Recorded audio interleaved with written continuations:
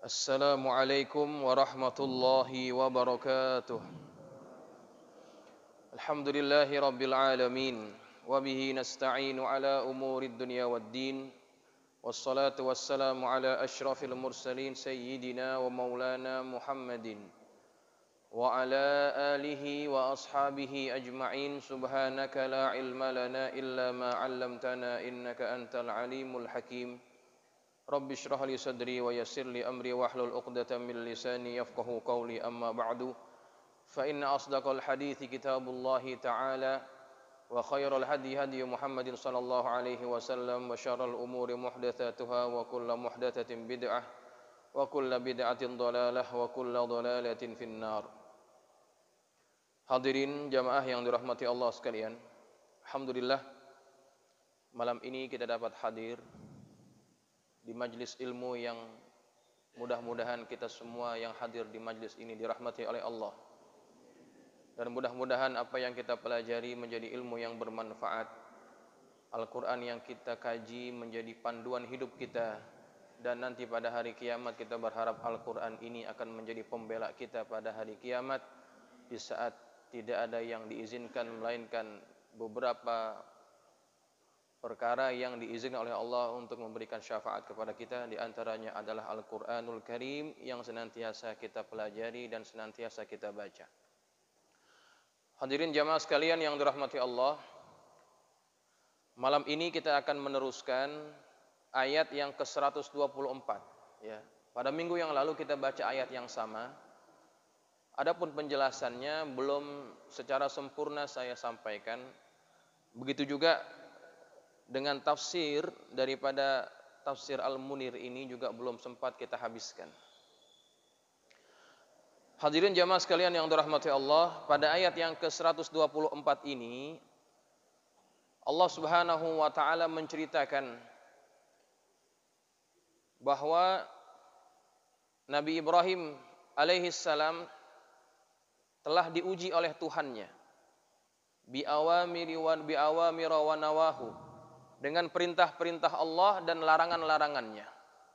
Dan Nabi Ibrahim telah melaksanakan semua titah Allah itu dengan sempurna.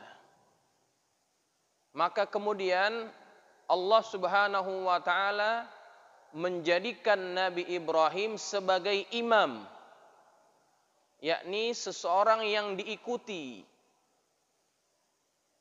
Kenapa Allah menjadikan Nabi Ibrahim sebagai imam? Karena dia sudah menunjukkan ketaatan yang tidak berbelah bagi kepada Allah Subhanahu wa taala. Pada ayat yang awal itu, pada tafsir itu juga kita sudah membahas kalimat-kalimat yang Allah titahkan kepada Ibrahim itu apa saja. Allah tidak memperincikannya dalam ayat ini. Allah hanya berkata, wa idzi btala Ibrahim rabbuhu bikalimatin.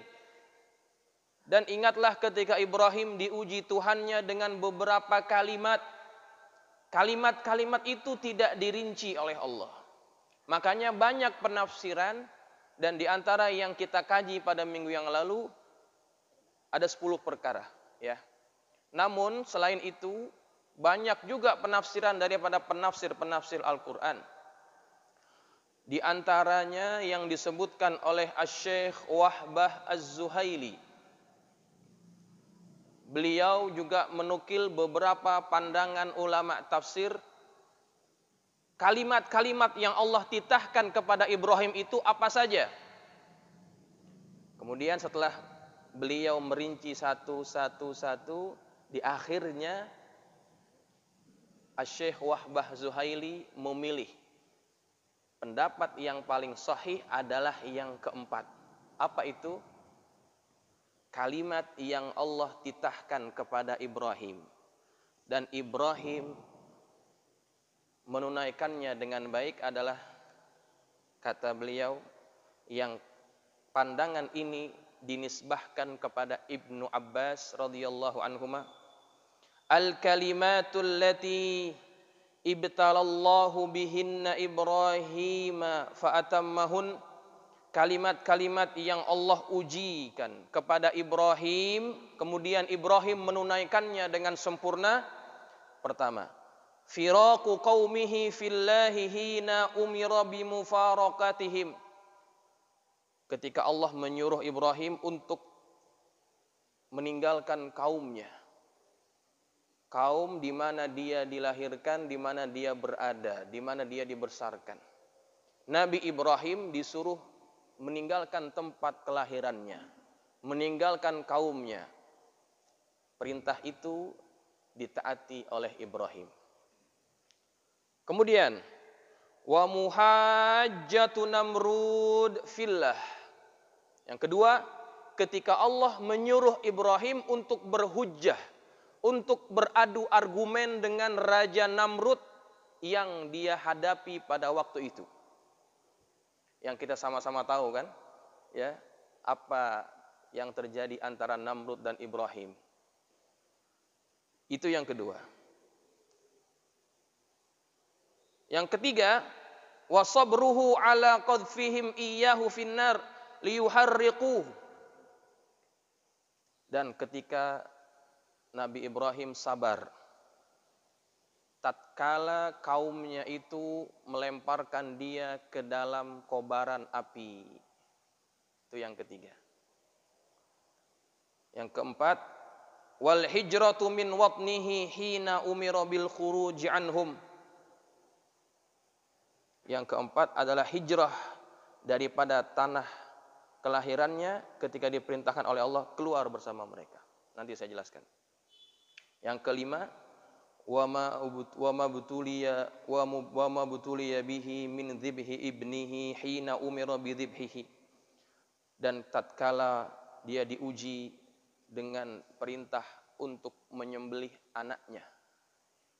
Ya. Ini diantara perintah-perintah yang cukup berat. Tetapi Nabi Ibrahim tidak berkata tidak. Kata Allah dalam ayat yang lain, kata Allah, aslim, berpasrahlah kamu, taatlah kamu. Kata Allah begitu kepada Ibrahim. Kemudian kata Ibrahim, qala aslamtu li rabbil alamin. Aku pasrah kepada Allah, Tuhan yang menguasai alam semesta ini. Jamaah sekalian, apa yang dihadapi oleh Ibrahim ini luar biasa, ya. Waktu dia berhadapan dengan Namrud yang menyembah kepada Allah pada waktu itu, di tempat itu hanya dia. Tidak ada pembela, tidak ada kawan, tidak ada siapa-siapa. Tetapi Ibrahim berani berhujjah dengan raja yang waktu itu mengklaim dirinya adalah Tuhan. Kemudian ketika mereka akan mencampakkan Ibrahim ke dalam api itu, ya. Di sini kita akan lihat betapa Ibrahim mempunyai sikap yang betul-betul bertawakal kepada Allah. Waktu itu Nabi Ibrahim diikat dalam satu alat yang disebut sebagai manjanik yang besar, ketapel yang besar. Dia digunakan untuk mencampakkan Ibrahim ke dalam kobaran api karena tidak ada yang mampu membawanya masuk ke dalam api itu. Kenapa? Karena apinya sudah terlalu besar. Siapa yang membawa dia masuk ke dalamnya pun akan merasakan panas. Maka perlu alat untuk mencampakkan Ibrahim dari jauh. Sudah diikat Nabi Ibrahim. Apakah dia menyesal dengan pilihannya itu untuk berhujjah dengan Namrud? Tidak. Waktu dalam keadaan sudah tidak ada lagi penolong, Nabi Ibrahim berkata kepada Allah, Ya Rabb, Anta fis samai wahid. Engkau di langit bersendirian. Ana fid dunya wahidun a'buduka. Sedangkan saya di dunia ini, di tempat ini sendirian menyembahmu. Seandainya engkau biarkan aku mati, maka tidak ada lagi yang menyembahmu di tempat ini. Begitu kata Ibrahim. Dia menagih janji Allah, menagih perlindungan daripada Allah, menagih bantuan daripada Allah. Maka kemudian datang Jibril kepada Ibrahim. Jibril berkata kepada Ibrahim, "Alika hajah." Apakah engkau perlu bantuan wahai Ibrahim? Apa kata Ibrahim? "Amma ilaika fala." Kalau dengan kamu, aku tidak perlu bantuan. Wa amma minallahi fabala. Tetapi kalau dengan Allah, dari Allah aku perlu bantuannya. Padahal kan Jibril juga utusan Allah. Tapi dia hanya mau Allah yang turun tangan langsung dalam membantu dia. Kemudian Jibril pergi, gantian malaikat yang menjaga awan datang kepada Ibrahim. Wahai Ibrahim, kapan saja engkau suruh aku turunkan hujan, aku turunkan hujan. Padam ini api. Apa kata Ibrahim? Pertolongan Allah lebih cepat dari apa yang engkau tawarkan. Kalimat yang terakhir yang diucapkan oleh Ibrahim sebelum dia dilemparkan ke dalam api adalah Hasbiyallah wa ni'mal wakil. Hasbiyallah wa ni'mal wakil. Cukuplah bagiku Allah dan Allah lah sebaik-baik wakil. Dia serahkan semuanya kepada Allah.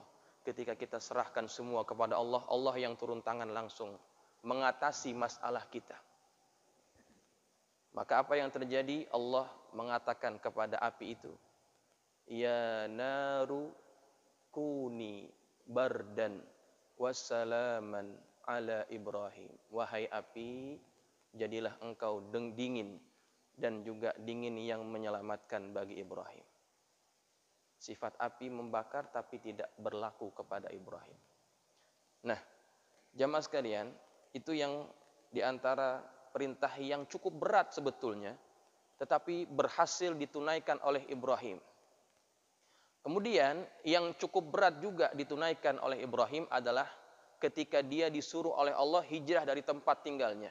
Membawa siapa? Membawa anak dan istrinya yang baru dilahirkan. Dibawa kemana? Dibawa ke tempat yang tidak ada penghuni. Jangankan orang, tumbuhan pun tidak ada tumbuh di situ. Berjalan jauh daripada Palestina ke lembah yang bernama Bakkah, yang sekarang kita kenal sebagai Mekkah. Dibawa anak yang baru lahir itu dengan istrinya. Kenapa disuruh?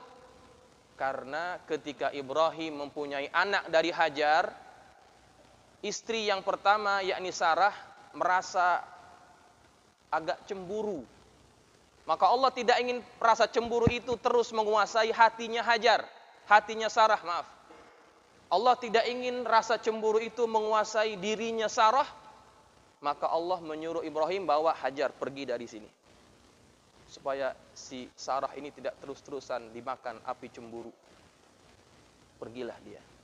Dibawa Ismail yang kecil itu dengan istrinya. Sampai di sana, sampai di lembah itu, Ibrahim tidak berkata apa-apa. Dia letakkan perbekalan, dia tinggalkan begitu saja. Hati bapak yang mana yang tidak merasa iba meninggalkan anaknya yang baru lahir, padahal itu anak sudah diidam-idamkan dari dulu, dia ingin punya anak. Tapi Allah suruh tinggalkan anaknya di tempat yang tidak ada orang. Istrinya pun begitu juga, ditinggalkan. Dia pergi tanpa bercakap sedikit pun. Istrinya bingung. Ditanya oleh istrinya, "Kenapa engkau tinggalkan kami di tempat yang sunyi seperti ini? Tidak ada orang, tumbuhan pun tidak ada." Ibrahim tidak menjawab. Diucapkan pertanyaan yang sama, Ibrahim tetap tidak menjawab. Dalam hatinya itu berkecamuk perasaan, ya. Alangkah kesiannya mereka ditinggalkan bersendirian di situ. Ya. Tapi itu perintah Allah. Allah puji dalam ayat ini, fa'atammahun. Ibrahim sudah menunaikannya. Kemudian Hajar berkata kepada Ibrahim, apakah ini perintah daripada Allah? Ibrahim hanya mengangguk, iya. Terus dia jalan tanpa menoleh lagi. Kenapa kalau dia tidak menoleh? Kalau dia toleh lagi ke belakang, akan ada perasaan sedih lagi. Lihat anaknya, lihat istrinya. Dia tidak mau lihat. Dia hanya mengangguk sambil membelakangi Hajar. Kemudian Hajar berkata apa? Kalau ini memang perintah daripada Tuhanmu, maka kami yakin Tuhan kita tidak akan menyia-nyiakan kita. Allah yang akan jaga. Pada babak ini, ya, pada fase hidup ini, Ibrahim punya sikap tawakal yang tinggi kepada Allah. Dia serahkan anak dan istrinya kepada Allah. Begitu juga dengan istrinya. Istrinya juga punya sifat yang sama. Dia serahkan semuanya kepada Allah. Dia yakin Allah tidak akan mensia-siakan mereka berdua. Maka ketika sudah jauh daripada tempat anak dan istrinya ditinggalkan, di mana anak dan istri itu sudah tidak lagi melihat Ibrahim, Nabi Ibrahim berdoa, Rabbana inni askantu zurriyati biwadin ghairi dzi zar'in inda baitikal muharram. Wahai Tuhan, aku tinggalkan keturunanku di tempat yang tidak ada tumbuhan, inda baitikal muharram, di rumahmu yang suci. Nabi doa, nanti doanya kita baca nanti. Apa yang Nabi Ibrahim minta? Yang diantara yang diminta adalah keamanan, rizki yang barokah kepada penduduknya. Nanti kita akan lihat perubahan yang sangat drastik kepada kota Mekah. Kota yang tidak ada penghuni kemudian menjadi kota yang didatangi oleh jutaan orang dari zaman per zaman. Itu berkat doa siapa? Doa Ibrahim. Ya, makanya karena pengorbanan yang hebat ini, Nabi Ibrahim diangkat oleh Allah sebagai imam. Ya. Kata Allah Subhanahu wa taala, Inni ja'iluka linnasi imama. Setelah dia tunaikan perintah-perintah Allah itu dengan sempurna, Allah lantik dia menjadi imam. Ya. Jadi kalau ingin dilantik menjadi imam sebagai pemimpin, maka harus ada pengorbanan yang kita lakukan untuk Allah. Kalau tidak ada pengorbanan, maka kita tidak layak diangkat sebagai imam, diangkat sebagai orang yang diikuti jalan hidupnya. Maka tidak ada nabi setelah Nabi Ibrahim, kalau mereka jadi nabi, melainkan ada pasti bagian daripada perjalanan hidup Ibrahim yang diadopsi dalam syariat mereka. Sebagai apa? Sebagai pengingat bahwa nenek moyangmu adalah pemimpin bagimu. Ikuti jalannya, maka engkau pun akan dijadikan imam seperti nenek moyangmu juga. Baik jamaah sekalian yang dirahmati Allah. Kemudian Nabi Ibrahim alaihissalam, kita teruskan dalam tafsir ya. Nabi Ibrahim berkata, Allah Subhanahu wa taala berfirman dalam ayat ini, qala ay Ibrahim berkata, wa min dzurriyyati ay waj'al min ba'di auladi a'immatan yaqtadi bihim fid dini. Nabi Ibrahim berkata, ya Allah, jadikan juga daripada keturunanku untuk menjadi imam sama seperti aku. Ya. Jadi Ibrahim itu punya sikap kebapaan. Setiap bapak pasti ingin anaknya jadi baik. Kalau bapaknya sudah dianggap baik oleh Allah, maka Ibrahim pun ingin anak keturunannya dijadikan sama seperti dirinya. Ya, sebagai imam, sebagai ikutan. Waj'al min ba'di auladi a'immatan, yakni ditafsirkan oleh Syekh Nawawi, jadikanlah daripada sebagian keturunanku itu imam, yaqtadi bihim fid din, yang mereka mengikuti keturunanku itu dalam urusan agama. Manusia-manusia mengikuti mereka mengikuti keturunanku itu dalam urusan agama. Apa kata Allah ketika Nabi Ibrahim minta permintaan seperti itu? Qala Allah berkata, la yanalu ahdidz zalimin. Allah berkata, benar, tetapi janjiku itu tidak akan berlaku bagi orang-orang yang zalim. Allah akan mengkabulkan permintaan Ibrahim, tetapi kata Allah, janjiku itu tidak akan berlaku kepada orang-orang yang zalim. Apa maksudnya? Ai la yusibu ahdi bil imamati wan nubuwati al kafirin. Yakni tidak akan mendapatkan bagian daripada janjiku itu, yakni janji Allah, bil imamah, dengan kepemimpinan, dengan imam itu, wan nubuwah, dan kenabian, al kafirin, yakni orang-orang yang kafir. Orang-orang yang kafir kepada Allah walaupun dia dari keturunannya Ibrahim tidak akan dijadikan Allah sebagai imam, tidak akan dijadikan Allah sebagai nabi, ya. Allah tidak akan memberikan itu. Kemudian selain yang kafir, wa kullu asin, dan setiap orang yang bermaksiat kepada Allah. Fa innahu zalimun li nafsihi, karena sesungguhnya dia telah menzolimi dirinya sendiri. Wa qara'a Qatadatu wal A'masyu wa Abu Raja'in.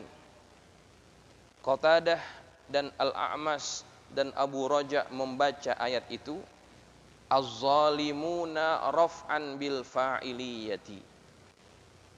Mereka membacanya bukan az-zalimin, tetapi az-zalimun dengan rafa' sebagai kedudukannya sebagai fa'il. Ini dalam perbahasan qiraat, ya. Jadi dibacanya qala la yanalu ahdiz zalimun. Ada qiraat yang membaca seperti itu, ya.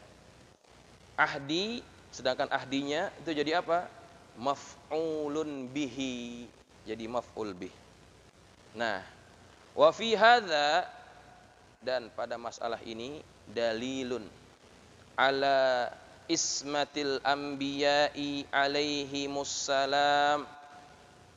Perkara ini, yakni ayat ini, sebagai bukti atas kemaksuman para nabi alaihimussalam minal kabairi mutlaqan, bahwa para nabi itu terpelihara daripada dosa besar secara mutlak, ya.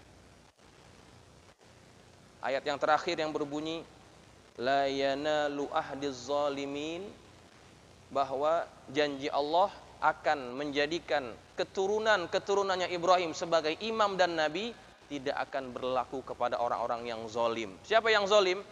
Orang yang kafir itu zalim. Orang yang ahli maksiat itu zalim. Mereka tidak akan menjadi nabi.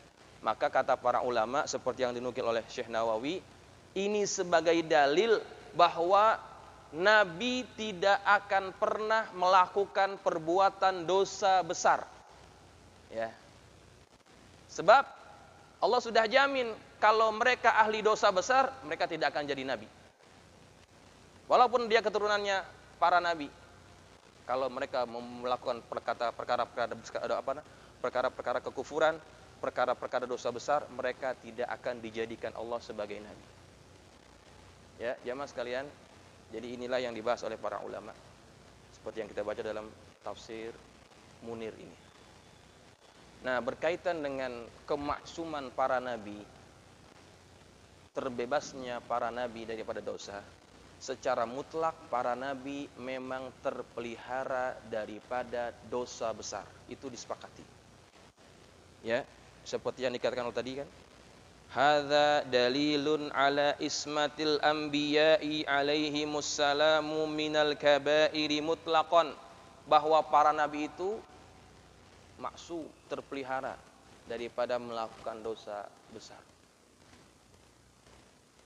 Sedangkan yang kita tahu kisahnya dalam Quran, ada beberapa nabi yang melakukan dosa.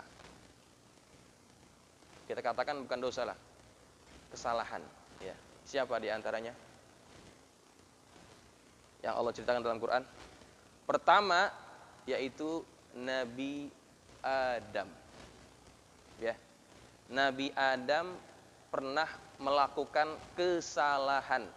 Betul tidak? Ya.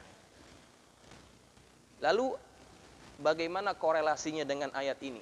Katanya nabi-nabi itu tidak melakukan dosa besar, tidak melakukan kesalahan. Lalu bagaimana dengan Nabi Adam? Allah kan bertitah kepada Adam, wala taqraba hadhihi syajarah fatakuna minadh dhalimin. Jangan dekati pohon ini. Kalau kamu dekati, kamu akan tergolong ke dalam orang-orang zalim. Lalu apa kaitannya dengan ayat ini? Bagaimana korelasinya? Itu dibahas oleh para ulama. Di antaranya Al-Imam Fakhrur Razi dalam kitab tafsirnya, beliau mengatakan bahwa apa yang dilakukan oleh Adam itu adalah ketika dia belum diangkat menjadi nabi. Ya. Sebelum dia diangkat menjadi nabi. Di mana dia melakukan kesalahan itu? Kan bukan di dunia. Di mana? Di surga. Ya kan? Jadi tidak dapat dikatakan Nabi Adam itu melakukan dosa, karena waktu itu dia belum jadi nabi, belum diangkat menjadi nabi. Lah, apa yang dilakukan oleh Adam waktu itu merupakan sudah skenario Allah, aturan Allah. Makanya pernah terjadi dialog antara Musa dengan Adam. Musa berkata, kalau tidak kamu melakukan dosa, pasti kita masih di surga, gitu ya. Dia mau nyalahin Adam ceritanya nih. Kalau karena tidak kamu melakukan dosa, melakukan kesalahan, tentu kita masih di surga sekarang. Apa kata Adam? Apakah engkau menyalahkan takdir Allah? Kan Allah pernah berkata kepada para malaikat, inni ja'ilun fil ardi khalifah. Aku akan menjadikan khalifah di muka bumi. Lah bagaimana tidak turun kalau masih di langit? Ya. Maka kesalahan yang dilakukan Adam itu sudah menjadi skenario Allah. Tetapi ada pelajaran penting yang Allah ingin suruh kita ambil pelajaran itu. Bahwa Adam digelincirkan oleh Allah dari surga ke dunia ini. Dijauhkan Allah dari surga ke dunia ini karena mengikuti bujuk rayu iblis. Ya. Jadikan itu sebagai pelajaran bahwa kalau kita ingin masuk ke dalam surga, tetap ke dalam surga nanti, kembali ke dalam surga, maka jangan ikuti bujuk dan rayu daripada iblis ini. Ambil pelajaran daripada nenek moyang kalian. Ada pelajaran penting di situ. Ya. Jadi Nabi Adam tidak dikatakan berdosa karena waktu itu dia belum diangkat menjadi rasul, bukan belum diangkat menjadi nabi. Ya. Kemudian satu lagi kisah yang Allah ceritakan dalam Quran. Siapa nabinya? Tahu tidak? Ada nabi yang pernah memukul seseorang sampai mati. Siapa? Nabi Musa alaihissalam. Nabi Musa alaihissalam dia pernah memukul seorang Mesir daripada bangsa Kibuti. Ya, penduduk asli Mesir itu kan bangsa Kibuti. Makanya kenapa Mesir disebut dalam bahasa Inggris disebut Egypt gitu ya. Karena mereka bangsa asalnya adalah Kibuti. Waktu itu Musa melihat dua orang sedang berkelahi, sedang berantem. Yang satu daripada Bani Israel, yang satu daripada Kibuti. Nah, waktu itu memang orang-orang Kibuti ini suka menzolimi orang-orang Bani Israel. Ya, suka menganiaya Bani Israel. Fir'aun itu kan Kibti. Dia suka menganiaya Bani Israel, kaumnya Nabi Musa alaihissalam. Waktu itu mereka sedang berkelahi, si Bani Israel ini, orang Bani Israel ini datang kepada Musa minta tolong untuk dibantu.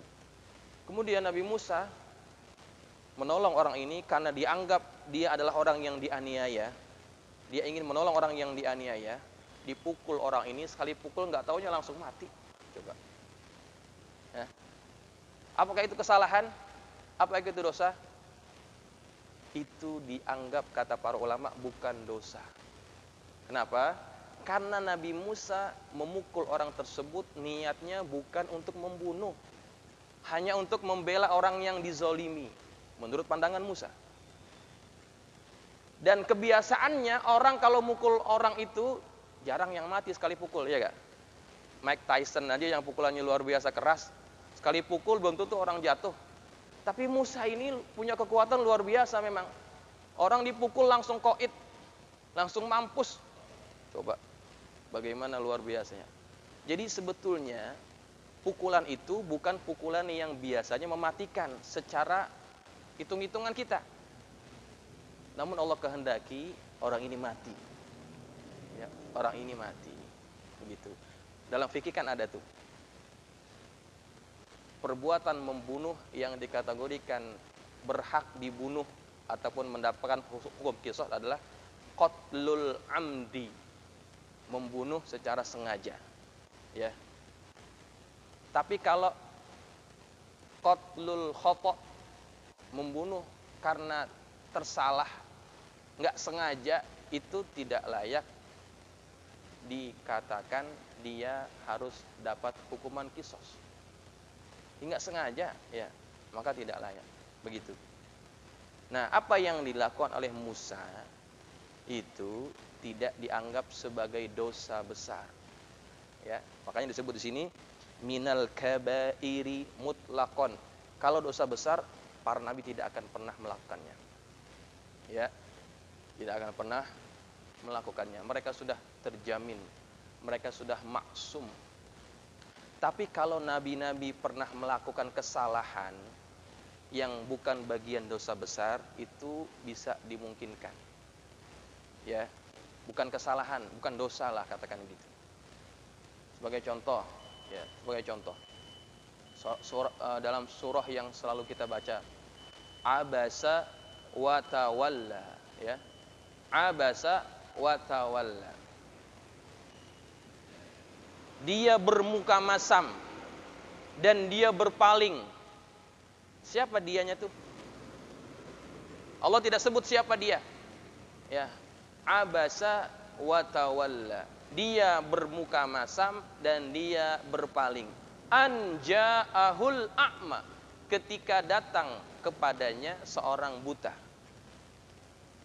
Waktu itu Nabi sedang berbincang-bincang dengan pembesar-pembesar Quraisy, sedang berdakwah dengan mereka, berharap mereka mau ikut ajakan Nabi. Tiba-tiba datang seorang buta yang bernama Abdullah bin Ummi Maktum.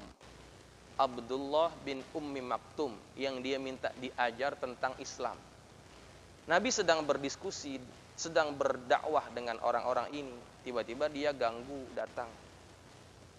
Maka Nabi secara manusiawi merasa terganggu, ya. Tiba-tiba datang orang buta pun dia tidak melihat apa yang Nabi sedang lakukan. Tiba-tiba datang, Nabi mukanya masam. Nabi tidak marah, tidak berkata-kata kasar dengan dia. Nabi hanya masam wajahnya. Kemudian berpaling.